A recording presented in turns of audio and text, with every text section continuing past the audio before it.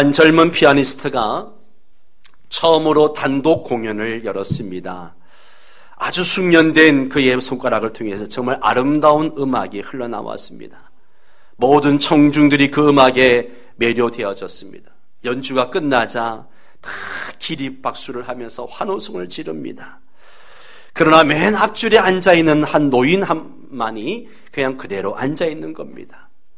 모두의 박수와 환호성에도 불구하고 그 젊은 피아니스트는 고개를 푹 숙이며 무대를 빠져나갑니다.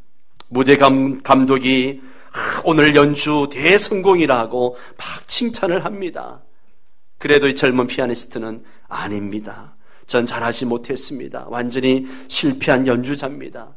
무슨 소리세요? 지금 저 청중들이 보내는 박수와 환호성을 보십시오. 이 앞에 이제 앉아있는 늙은 노인 한 분 외에는 다 기뻐하지 않습니까?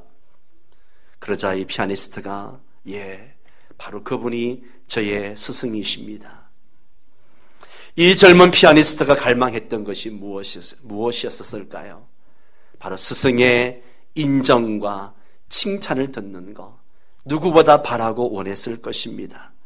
수많은 사람이 그의 연주를 인정하고 기뻐하고 박수를 보내는 것도 중요하지만 더 중요한 것은 그의 스승님께 인정받고 스승의 마음을 기쁘게 하는 것, 그것이 중요했던 것이죠. 여러분, 오늘 우리 그리스도인들에게 이런 자세가 필요합니다. 모든 사람을 기쁘게 한다고 할지라도 주님을 기쁘시게 하지 못하면 소용이 없는 거죠. 제가 아무리 여러분 귀에 듣기 좋은 설교를 하고 여러분의 마음에 흡족하게 하는 설교를 한다 할지라도 그 설교가 하나님의 기쁨이 되지 못하고 주님의 인정을 받지 못한다면 무슨 소용이 있겠습니까? 중요한 것은 주님의 마음을 기쁘시게 하는 것입니다. 주님의 인정과 칭찬을 듣는 것입니다. 저는 오늘 저와 여러분들이 사람들에게도 인정받고 사랑받을 뿐만 아니라 무엇보다도 우리 주님께 인정받고 주님을 기쁘시게 하는 그런 주의 자녀들 다 되시기를 주의 이름으로 축복합니다. 사도 바울은 갈라디아서 1장 10절에 이런 말씀을 했습니다. 제가 현대인의 성경으로 한번 읽어드리겠습니다. 내가 지금 사람에게 잘 보이려고 하는 줄 아십니까? 아닙니다. 내가 원하는 것은 하나님의 인정을 받는 일입니다. 내가 이제 와서 사람을 기쁘게 하겠습니까? 내가 아직도 사람을 기쁘게 하려고 한다면 그리스도의 종이 아닙니다. 사람을 기쁘게 하는 것이 나쁘다는 얘기가 아니에요. 오히려 내 가족을, 내 이웃을, 내 주변 사람들을 기쁘게 해야 됩니다. 기쁨을 주지 못하고 슬픔을 주는 것은 나쁜 겁니다. 오늘 사도 바울은 이제 좀 우리의 한계를 뛰어넘자는 겁니다. 나를 기쁘게 하고 사람을 기쁘게 하는 것을 넘어서서 무엇보다도 어떻게 하면 하나님을 기쁘게 해드릴까? 하나님을 기쁘시게 하는 것에 우리의 마음과 관심을 더 두자는 이야기입니다. 사랑하는 여러분, 여러분 하나님을 기쁘시게 하는 것에 대해서 얼마나 관심이 있으십니까? 자기 자신을 기쁘게 하고 내 자식들을 기쁘게 하고 내 가족을 기쁘게 하는 것, 거기에 내 관심을 쏟고 에너지를 쏟고 물질을 쏟으면서 하나님을 기쁘시게 하는 것엔 얼마나 내 관심과 물질과 에너지를 쏟고 있느냐 하는 것이죠. 사도 바울은 고린도후서 5장 9절에서도 이렇게 고백합니다. 그러므로 우리가 몸 안에 머물러 있든지 몸을 떠나서 있든지 우리가 바라는 것은 주님을 기쁘게 해드리는 사람이 되는 것입니다. 아멘입니까? 바울은 내가 몸 안에 있든지 몸 밖에 있든지 무슨 말인가 하면 내가 죽든지 살든지 내가 주님을 기쁘시게 해드리는 것, 이것이 나의 소원이라는 것이죠. 한번 따라서 합니다. 내가 바라는 것은 주님을 기쁘게 해드리는 사람이 되는 겁니다. 아멘. 사도 바울은 주님을 기쁘시게 하려고 애써 노력하는 사람이에요. 여러분, 우리 젊은 사람들이 사랑에 빠지면 어떻습니까? 늘 그 마음에 살아가는 그 연인을 기쁘게 해주려고 늘 마음을 쏟고 그러잖아요. 오늘 뭘 함께 먹을까? 어떤 선물을 해주면 좋아할까? 어떤 깜짝 쇼를 연출해서 감동을 줄까? 늘 연인을 생각하고 기쁘게 해드리려고 연구하고 노력을 합니다. 마찬가지입니다. 내가 어떻게 하면 하나님이 기뻐하실까? 내가 무엇을 드리면 주님이 좋아하실까? 천천히의 수양과 번제를 주님께 드리면 기뻐하실까? 이런 생각과 관심과 마음을 둬야 하는 것이죠.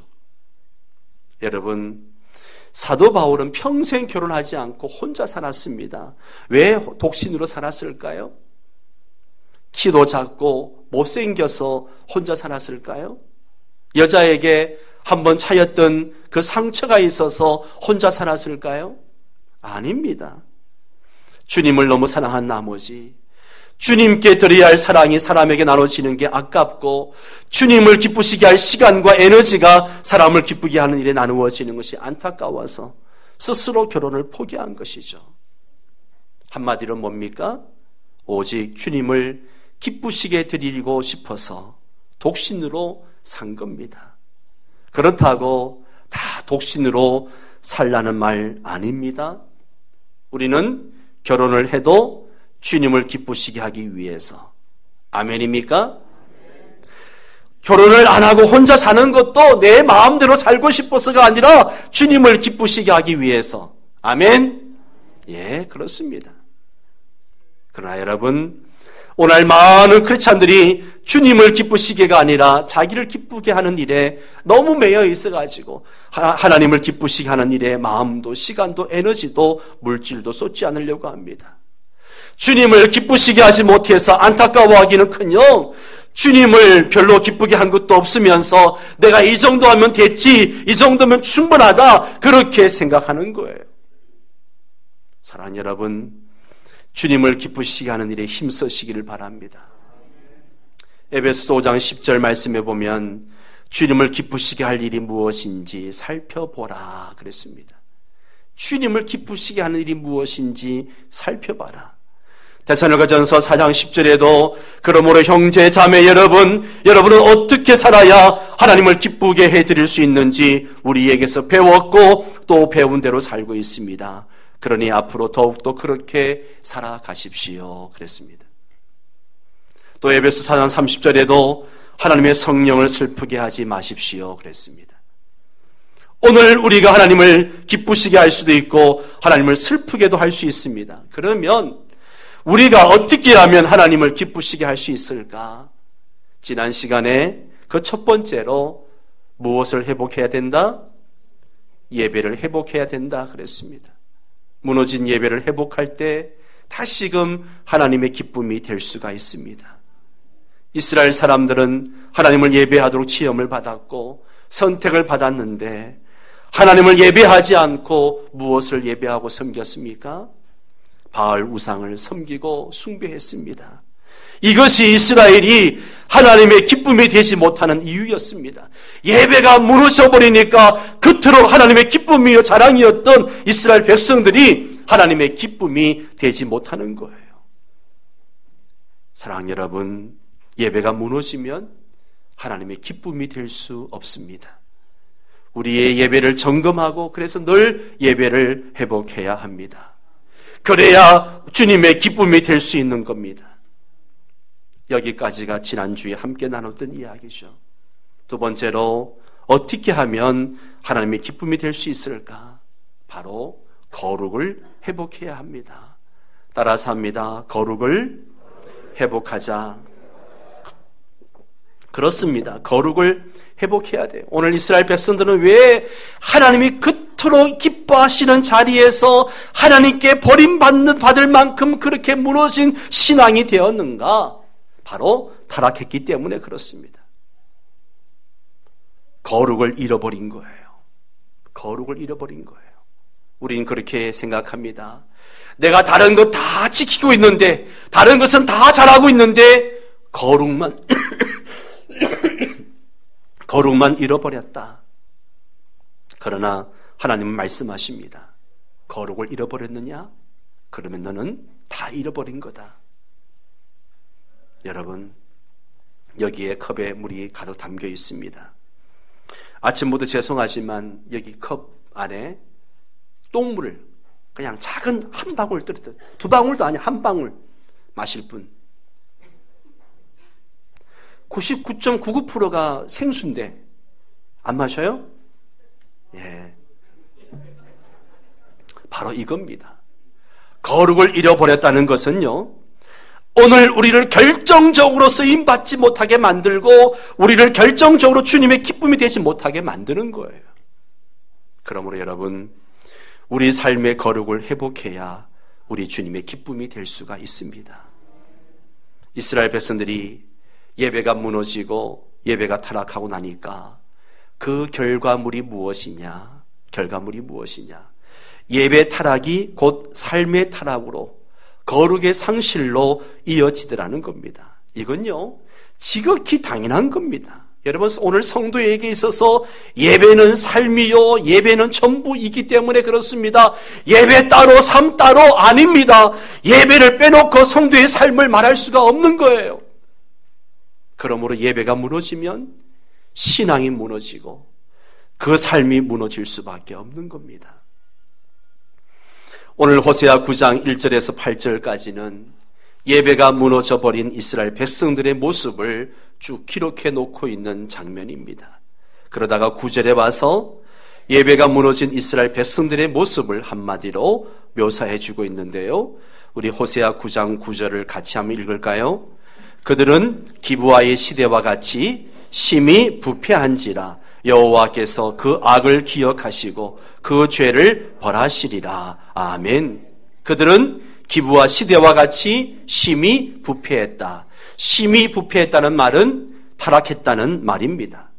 거룩이 상실되었다는 말이에요. 그런데 그 부패와 타락이 어느 정도였느냐? 그들은 기브아 시대와 같이 심히 부패했다 그랬습니다. 기브아 시대. 기브아 시대가 어떤 시대였느냐? 이건 사사기 19장에 나오는 이야기거든요. 이스라엘의 역사에서 가장 무섭게 타락했던 시기가 바로 기브아 시대입니다. 이 시대는 어땠느냐? 특히 성적으로 아주 문란하고 타락한 시대였습니다. 그런가 하면 생명경시 풍조가 만연했던 시절이고요. 그리고 영적 암흑기가 최고 기에 달하는 그런 시간이었습니다. 좀 더 구체적으로 살펴보면 사사기 19장에 한 레위인 제사장이 등장을 합니다. 하나님을 섬기고 하나님을 제사하고 예배하는 일을 맡은 사람이기에 누구보다 거룩하고 누구보다 순결을 지켜야 할 사람이죠. 그런데 그런 레위인 제사장이 첩을 한 명 얻게 됩니다. 그것도 조신하고 순결한 여인이 아니라 음란하고 음행을 행하는 그런 여인을 첩으로 얻었습니다. 벌써 제사장이 이 정도면 일반 백성들은 어땠을까요?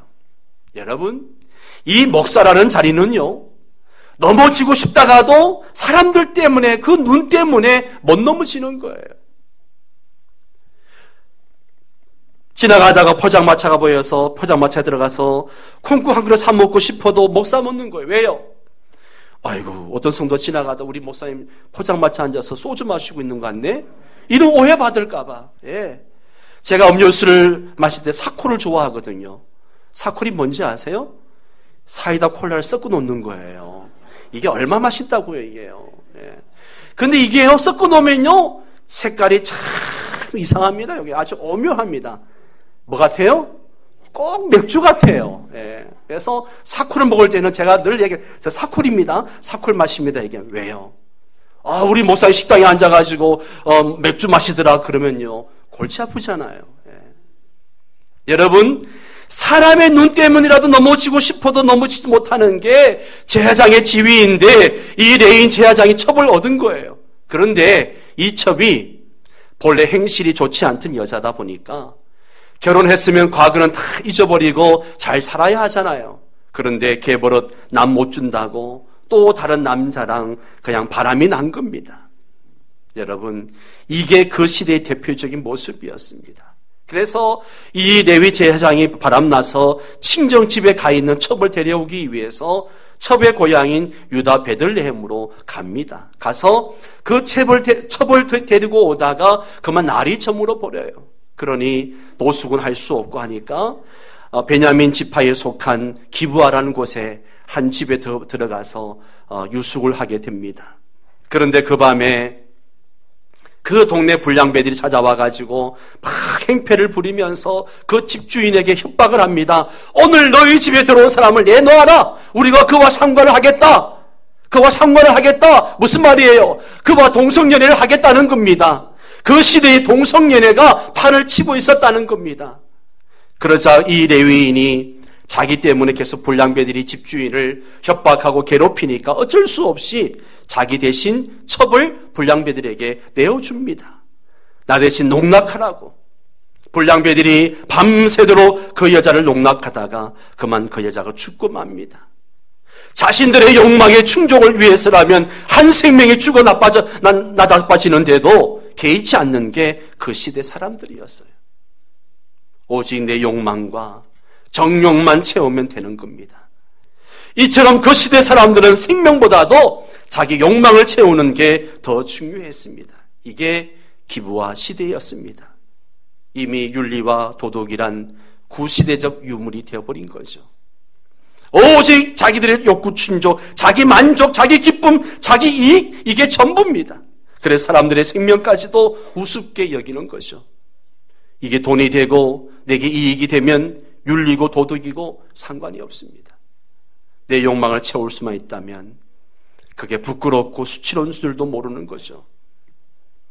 이런 삶의 타락이 오늘 호세아 시대의 이스라엘 백성들에게도 그대로 재현되고 있더라는 것이죠. 그래서 오늘 하나님은 기브아 시대와 같이 너희가 심히 부패했다, 그렇게 고발을 합니다. 이 삶의 무너짐, 이 거룩함의 상실, 이것이 그토록 하나님의 기쁨이고 하나님의 자랑이고 하나님의 보람이었던 이스라엘 백성들을 하나님의 기쁨이 되지 못하는 백성들로 전락시키고 만 것이죠. 사랑하는 성도 여러분, 오늘 우리가 살고 있는 이 시대는 어떻습니까? 안타깝지만 기브아 시대와 같지는 않습니까? 요즘 여자들 몇 명만 모이면 남편 말고 또 다른 남자가 있어야 된다라고 이야기한다고 하면 또 다른 남자. 요즘 같은 시대에 애인 하나 주모 갖지 않으면 인생을 무슨 재미로 사냐, 그런다는 거예요. 부끄러운 줄도 모르고 이런 걸 오히려 당당히 얘기하는 거죠. 오히려 애인 없는 사람을 바보 취급합니다. 그래서 연하남을 사귀면 금메달이고 동갑을 사귀면 은메달이고 연상남을 사귀면 동메달이고 없는 사람은 목메달이고, 또 거기다가 성적 타락과 폭력은 어떻습니까? 이번 주에 우리가 참 충격적인 뉴스를 들었는데 중학생 여학생이 후배 여학생을 붙잡아서 그들을 협박을 하고 때리고 그래서 원조 교제를 시키게 합니다. 원조 교제 시켜서 이제 돈을 받아가지고 오면 자기가 유흥비로 빼앗아서 쓰고, 중학생이. 사랑하는 여러분, 혹시나 오늘 내 삶의 현장에, 내 가정에 이처럼 하나님을 전혀 두려워하지 않는 우리의 본성이 우리를 사로잡고 판을 치고 있지는 않습니까? 함부로 생각하고 함부로 말하고 함부로 행동해버리고. 여러분 꼭 기억하십시오. 9절 하반절에 여호와께서 그 악을 기억하시고 그 죄를 벌하시리라. 그 악을 기억하시고 그 죄를 벌하시리라 그랬습니다. 여러분 15절 말씀도 보십시오. 그들의 모든 악이 길갈에 있으므로 내가 거기에서 그들을 미워하였노라. 그들의 행위가 악함으로 내 집에서 그들을 쫓아내고 다시는 사랑하지 아니하리라. 그들의 지도자들은 다 반역한 자니라. 무슨 말입니까? 하나님이 상처를 받으셨다는 말이에요. 그들의 행위가 악함으로 내 집에서 그들을 쫓아내고 다시는 사랑하지 않겠다. 여러분, 하나님은 이토록 악을 미워하십니다. 하나님은 이토록 죄를 싫어하십니다. 결국 그 악 때문에, 그 죄 때문에 하나님의 사랑의 자리에서 밀려나는 거예요. 쫓겨나는 거예요. 그러므로 여러분, 우리의 삶을 하나님의 은혜의 자리에 놓아야 합니다. 우리의 삶을 거룩함의 자리에 세워놓아야 합니다. 내 일상의 삶을 거룩함으로 도전하십시오. 그것이 오늘 우리 그리스도인들이 걸어가야 할 길이며 우리 그리스도인들이 살아가야 할 삶의 내용입니다. 우린 지금 행복한 만남을 통해서 내 사랑하는 가족, 이웃을 전도하려고 합니다. 많은 사람들이 전도가 어렵다고 합니다. 전도가 안 된다고 합니다. 2000년 기독교 역사 이래 전도가 쉬운 때는 단 한 번도 없었습니다. 그러나 여러분, 요즘 왜 전도가 어렵고 안 될까요? 우리가 거룩을 상실했기 때문입니다. 예수를 믿으면 예수 믿는 사람다운 모습을 보여주어야 합니다. 그게 뭡니까? 거룩함이에요. 예수 믿는 사람은 거룩해야 됩니다. 그래야 말에 설득력이 있고 거룩하게 살아야 내 삶이 본이 되어져서 예수 믿고 싶은 마음이 생기는 거죠. 그런데 오늘날 우리는 거룩을 상실했습니다. 그러다 보니 전도가 더 어려워지는 거죠. 복음을 전하려면 거룩하게 살아야 합니다. 거룩한 삶, 이것이 우리가 하나님의 기쁨이 되는 비결입니다. 세 번째로 어떻게 하면 하나님의 기쁨이 될 수 있겠는가? 회개를 실천해야 됩니다. 다시 한번 옆사람과 인사합니다. 회개하며 삽시다. 예. 우리 삶에서 회개가 회복되면 충분히 하나님의 기쁨이 될 수 있습니다. 비록 예배가 무너지고 거룩함이 무너졌다 할지라도 예배가 살면 회개가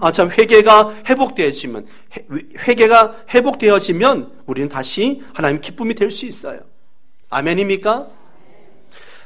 호세아 9장을 쭉 읽어 내려가다 보면 하나님의 경고의 말씀이 점점 더 강도가 강해지는 것을 봅니다. 6절에 보면 그들의 은은 귀한 것이나 찔레가 덮을 것이요 그들의 장막 안에는 가시덩굴이 퍼지리라 그랬습니다. 우리도 그렇지만 이스라엘 백성들은요 은과 금을 참 귀하게 여겼습니다. 그런데 그 귀한 은에 찔레가 덮을 것이다, 이 말은요 그 은을 가지지 못하게 될 것이다, 그런 뜻입니다. 아무리 좋은 것이라 할지라도 네가 가지지 못할 것이다, 그런 이야기예요.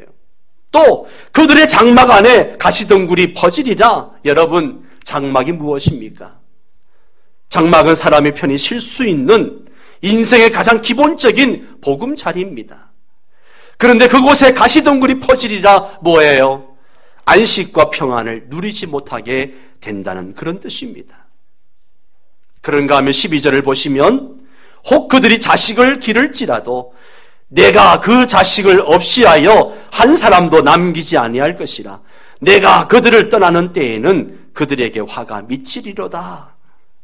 자식에게 소망을 두고 내 자식이 잘 되기를 바라고 애지중지하면서 모든 걸 다 쏟아 부었지만 그 자식들에게 화가 미치고 그 자식들이 잘못될 것이다, 그렇게 말씀하고 계십니다. 그리고 결국엔 16절에 에브라임은 매를 맞아 그 뿌리가 말라 열매를 맺지 못하나니 비록 아이를 낳을지라도 내가 그 사랑하는 태의 열매를 어떻게 하신다? 죽이리라. 내가 그 사랑하는 태의 열매를 죽이리라. 여러분, 얼마나 무서운 말씀입니까? 하나님이 이토록 무섭게 경고하시는데도 불구하고 이스라엘은 하나님의 말씀을 가볍게 여기고 에이 설마 그런 일이 있겠어? 그러면서 경솔하게 여기고 회개하지 않았습니다. 그랬더니 하나님이 어떻게 하십니까? 17절 말씀 우리 같이 읽겠습니다. 그들이 듣지 아니함으로 내 하나님이 그들을 버리시리니 그들이 여러 나라 가운데에 떠도는 자가 되리라. 아멘. 비참한 역사의 주인공이 된다는 말씀이에요. 여러 나라에 떠도는 인생이 될 것이다. 우리도 나라 잃어봐서 알지만 그 역사가 얼마나 비참하고 슬픔의 역사입니까? 아픔의 역사입니까? 그런데 왜 그렇게 된다고 그랬습니까? 그들이 듣지 아니함으로. 무슨 말이에요? 하나님의 말씀을 듣고도 순종하지 않았다는 거예요. 회개하지 않았다는 거예요. 그런 말씀이에요. 하나님이 손을 놔버리니까 끈 떨어진 연처럼 그들의 역사가 이렇게 비극으로 끝이 나게 되더라는 겁니다. 여러분, 하나님이 버리신다는 것은요, 하나님의 보호하심의 은총, 도우심의 은혜, 축복의 자리, 그 자리에서 제외되어진다는 이야기예요. 똑같이 하나님을 예배하고 똑같이 한 교회에서 신앙생활 하는데도 축복의 자리에 머물러 있는 사람이 있는가 하면 축복의 자리에서 제외되는 사람도 있을 수 있다는 것이죠. 내가 얼마나 대단하냐, 얼마나 열심히 하느냐, 얼마나 능력이 있느냐, 그것과는 아무 상관이 없습니다.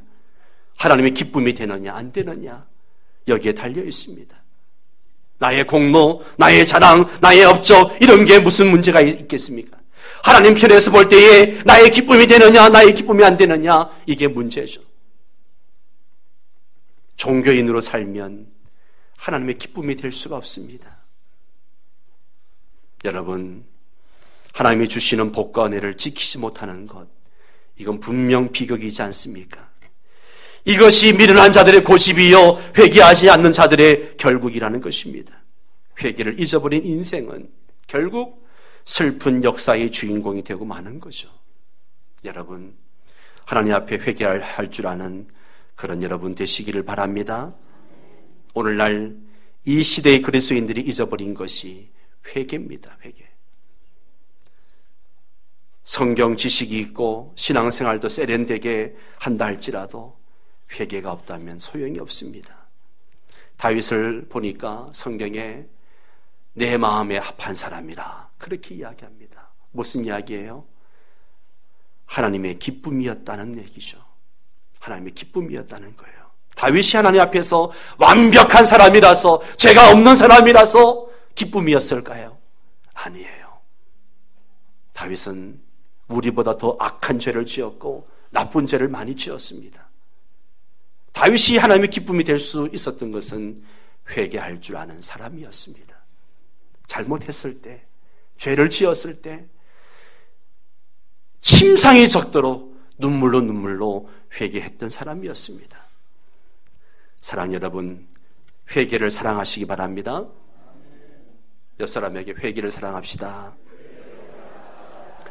오늘 세 가지를 기억하십시오. 세 가지. 하나님의 기쁨이 되기 위해 세 가지가 뭐예요? 첫 번째 뭐예요? 예배. 둘째, 거룩. 셋째, 회개. 첫째 뭐라고요? 예배. 둘째, 거룩. 세 번째, 회개. 자, 이렇게 심플하게 명료하게 알려줘도 설교 마치고 오늘 설교 뭐 했노? 그러면 몰라. 뭐 연하남 금메달, 동갑 뭐 은메달, 뭐 엄따 목메달 어쩌고 저쩌고 요런 것만 또 가서 이야기하지 말고요. 예. 여러분, 예배가 죽어버리면요 그 삶에 기쁨이 없어요. 여러분, 일주일 동안 힘들게 살다 오셔서 이 예배 가운데 정말 하나님이 받으시는 예배를 드리고 예배를 통해 힘을 얻어야 기쁨이 있지 않습니까? 예배 가운데 예배가 죽어있고 예배 회복 안 되면 기쁨이 없어요. 그래서 만사가 다 불평이고 못마땅하고 짜증스럽고 그렇습니다. 예배를 드리고 있으면서도 불평이고 못마땅합니다. 오늘 예배가 왜 이렇게 기냐? 성가대 찬양은 왜 이렇게 죽을 쓰냐? 내 앞에 앉은 저 인간은 왜 자꾸 정신사납게 왔다 갔다 하냐? 자꾸 이런다는 거죠. 예. 불평이고 짜증이에요. 지금 누가 문제예요? 내 앞에 앉은 인간이 문제가 아니라 내가 문제예요. 예. 여러분 그렇지 않던가요? 내가 하나님의 은혜에 감사하고 감격하면 앞에 앉아서 자꾸 움직이는 그 인간의 뒤통수도요 예쁘게 보이는 거죠. 예. 내 마음이 하나님의 은혜에 감사하고 기쁘면요 설교가 길면 길어서 감사하고 짧으면 짧아서 감사하고 내 마음이 천국이에요. 그럼 내 마음이 뒤틀려 있으면요 좋은 것까지도 나쁘고 불평스러운 거죠. 지난주엔 좋다고 하더니만 이번 주는 싫다는 거예요. 모든 게 지 마음이에요. 지 마음. 예. 이러니 옆에 사는 사람이 노이로제 걸릴 수밖에 없죠. 예. 아니 내가 어디다 마음을 맞춰야 되겠노? 이 인간이 이거는 지난주에는 뭐 된장찌개 맛있다게 끓여줬더니만 맨날 된장찌개만 끓이냐고 그런답니다. 이 인간이. 예. 이번 주엔 두부를 넣어서 맛있게 끓여줬더니만 돈이 남아도나 두부 넣게 또 그럽니다. 예. 다 그 마음이 문제죠. 마음이. 예. 지금 제 얘기를 하고 있는 거예요. 네. 여러분, 오늘 예배를 드린 우리 모두가, 명성의 성도들이 정말 예배를 회복하고 거룩을 회복하고 회개를 회복할 수 있기를 바랍니다. 그게 오늘 이 시대 우리의 숙제입니다. 예, 우리의 숙제예요. 그렇게 살면 우리 하나님의 기쁨이 되는 거죠. 하나님의 기쁨이 되면 하나님께서 우리의 가정과 자녀들, 우리의 모든 것에 은혜를 부어주실 줄 믿습니다. 함께 나 주님의 기쁨 되기 원하니 함께 찬양하도록 하겠습니다.